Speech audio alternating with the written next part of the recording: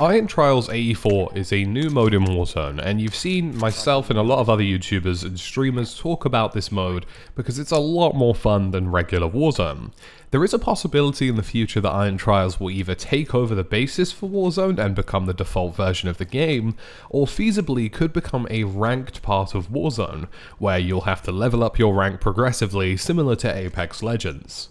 And this also counts to your regular wins as well. So you're probably wondering and probably thinking, how do I get wins in Iron Trials, and what could I be doing better? In this video today, I'm going to give you guys everything you need to be successful in Iron Trials. We're going to go over loadouts, positioning, tactics, and how to play the game mode in an effective manner that will allow you to win in ways people can't even comprehend.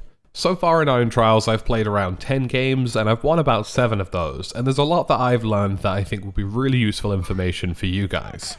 So to start with, do you need any kind of special loadout to win Iron Trials? And the answer to that is kind of. You will definitely need to adapt some of your loadouts in order to get the most amount of success. Iron Trials is very accuracy and damage dependent. You need to maintain a certain degree of accuracy to get the kills that you want, and you also need weapons that don't fire pea shooters. Weapons like the Grau 5.56, the Krig, and the Kilo definitely aren't really options here. Despite them being very accurate, they don't really have the damage output necessary in order to make a huge difference in Iron Trials. With the increase of health and plates from 250 in total to 400, people have time to react in Iron Trials, and you need to minimize that window as much as possible by maintaining accuracy and out-damaging your opponent. There will be times where somebody could have to drop on you, but if you're more accurate and more effective at landing chest and headshots, you will end up winning that gunfight. My top weapons at the moment are primarily assault rifle builds, which are medium to long range based, with the combination of an SMG. This is a really good tactic and strategy because the medium to long range assault rifles will allow you to beam people and get a good damage output over range, while swapping to a high capacity SMG allows you to potentially knock 2 players in a single magazine, even with the extended health. If you're looking for a medium range or long range weapon, I highly recommend at the moment the long range Cold War AK-47, which is a very powerful weapon but has a little bit of kick. So if you can get that kick under control, you've arguably got the best assault rifle in Iron Trials. A medium to long range XM4 is also super effective. This is sort of a buffed Krig or buffed Kilo kind of setup. It's much more accurate than something like an AK-47, but still has good damage output. And if you're looking for something more towards the LMG's tree of things, the Stoner is definitely still an option, although it is very sluggish, but my personal recommendation for an LMG would probably be the RPD.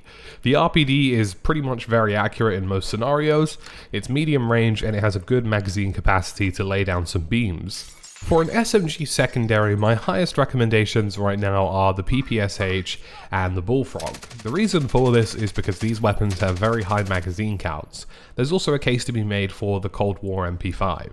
These SMGs could down and kill 2 players in a single magazine, and they give you a little bit of extra wiggle room if you miss a few shots. Now, I also mentioned the Cold War MP5, and the reason for that is because this has a very lethal time to kill, even with the extended TTK, and this is something that definitely can be effective in those big one-to-one situations.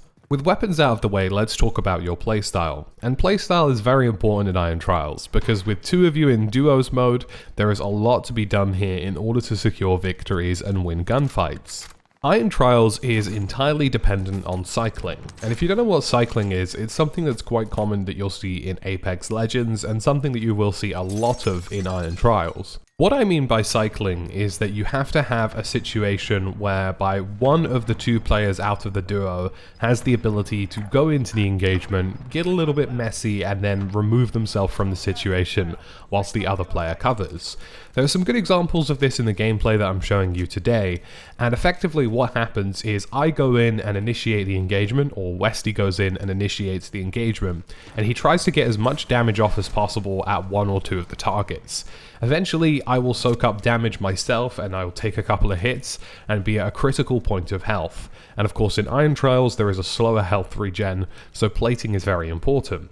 And when that happens, it's the key and time for me to cycle out of that engagement, move a couple of meters away, and replay and get back into the fight. Now, there's only a short window for this to be possible, and you have to move quickly, because effectively the player that is covering you will then become the central focus of attention. But if you replay and move quickly enough between cover, you'll have a system whereby both of you have the ability to lay down some damage and make sure that you're not taking too much damage yourselves. It allows for good movement and it allows for a good playstyle. Broke him. We have to push him. We have to push him. He's gone in hangar. In hangar.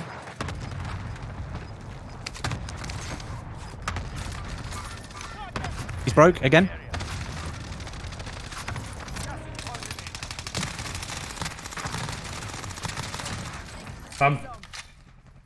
What were those noises?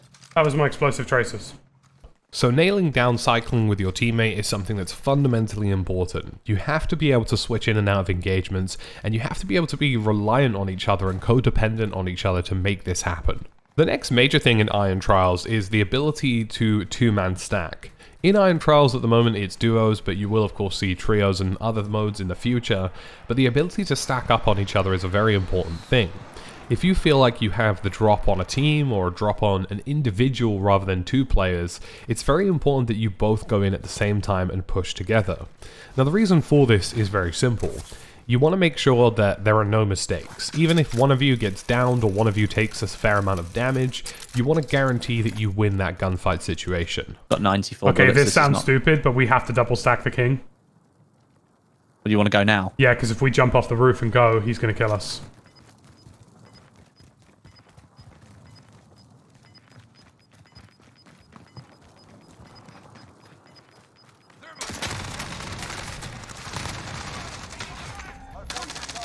There's another guy. Got him? Nope.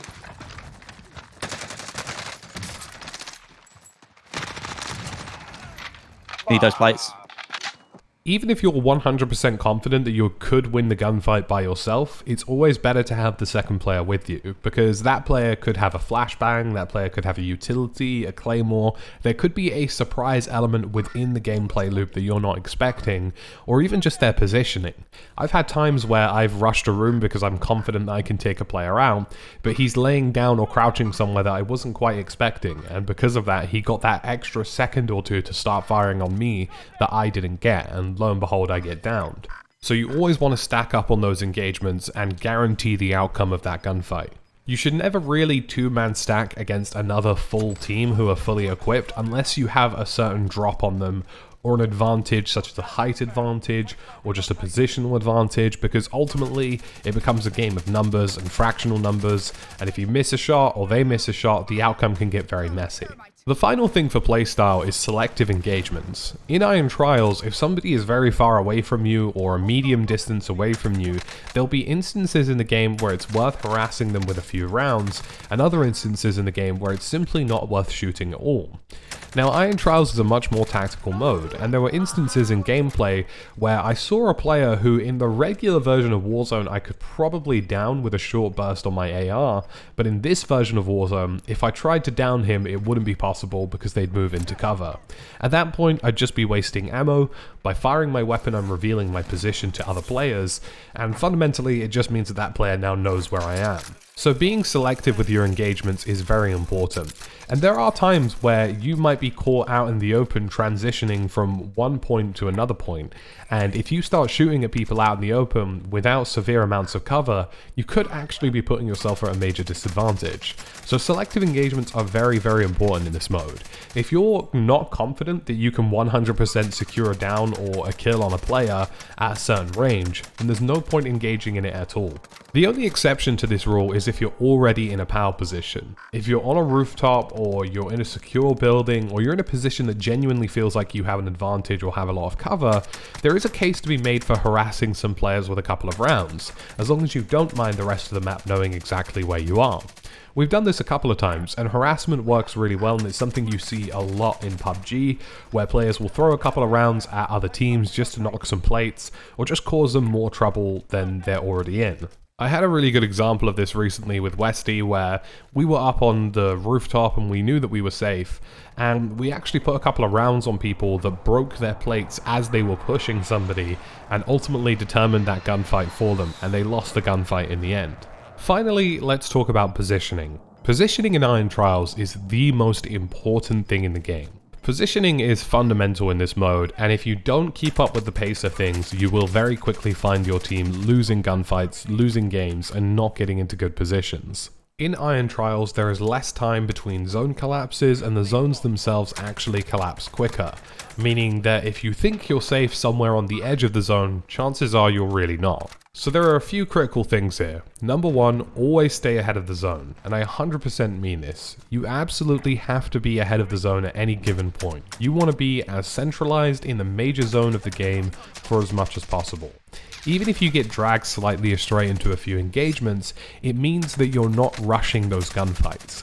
If I'm in the middle of the circle and the circle begins to collapse, then I'm fine. I've got at least another minute or two in order to finish off an engagement. I don't need to rush that situation. I can take my time and play it accordingly.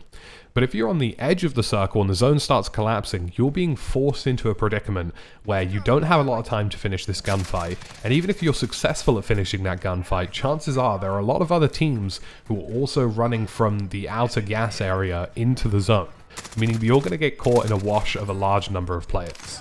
There are loads of examples in the games I won with Westy where we heard loads of gunfights on the edge of the zone and we were super excited and perhaps interested in going to rush those gunfights, but we knew if we got involved, the gunfights would take long enough that the circle would collapse before we could finish them.